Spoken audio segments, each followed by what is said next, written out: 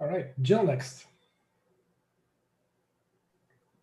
So, Avi, I get a little bit pissed off when you throw the entire scientific culture under the bus, because some of us have been thinking about and building instruments to find anomalies for a very long time. And I think that when we say that if we ever are going to announce such a detection, that we require extraordinary evidence, we're doing that as a way of differentiating ourselves from the pseudoscience that is so much a part of popular culture with UFOs and all kinds of claims of things that people have detected. So Okay.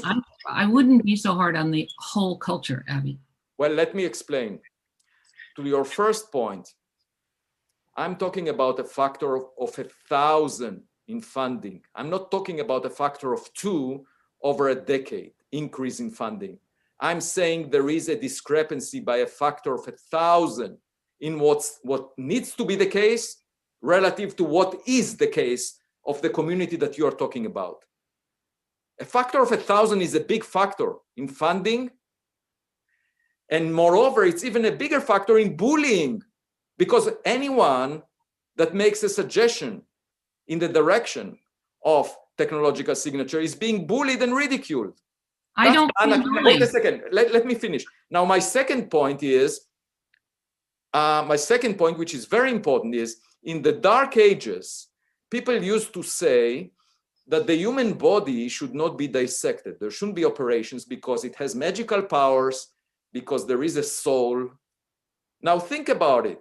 If scientists were to say, we don't want to discuss the human body until there are extraordinary evidence for something, we don't want to discuss it because of all this nonsense being said about the human body, where would modern medicine be? I say science has an obligation to focus on problems that are of interest to the public and use the scientific method to resolve them. And rather than say, we need extraordinary evidence and then step on the grass and not allow it to grow, which is currently the case.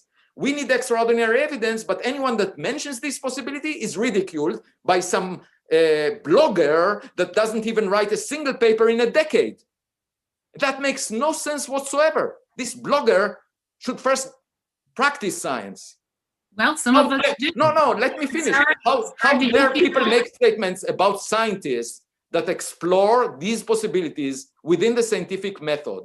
That's the acidic culture that I'm talking about. There is an acidic culture that suppresses innovation in the current culture of science. And the best example is SETI, because they say we need extraordinary evidence, and then they don't let people search for that extraordinary evidence by a factor of 1,000. I'm not talking about a small group of people at Berkeley or at the SETI Institute doing some work. That I'm talking about a factor of 1,000 increase in your budget, in the budget of the community, and a factor of 100 more people working on it, not at the SETI Institute, but everywhere, in every university. This becoming a mainstream subject, just like string theory is. Why should we fund searches for dark matter and not for technological civilizations as part of the mainstream? That's my argument. And I find it really surprising that I get opposition from you to that notion. I really don't like the generalization of the whole culture being bad mouth. Okay, and yeah, sure, I'd love our budget to be 1,000 times. Okay, so why are you opposing me? Why don't you join me in arguing for 1,000 times more budget? But Avi, I've been doing that for 40 years. Right? We've been arguing. You are arguing with me about the credit of who gets credit for arguing that, rather than saying I endorse your view. Why don't you say I endorse your view instead of saying, oh, I've been doing it, why are you doing it now? Why do you say that? Why don't you join forces with me and go for it? Rather than say, actually, I said it 40 years ago, you're saying it now, I want credit for that, you don't get credit. Who cares? Like, we are trying to promote a common cause. And you're arguing with me about credit. I just don't understand it. I think the culture as a whole shouldn't be bad-mouthed. That's what I'm saying.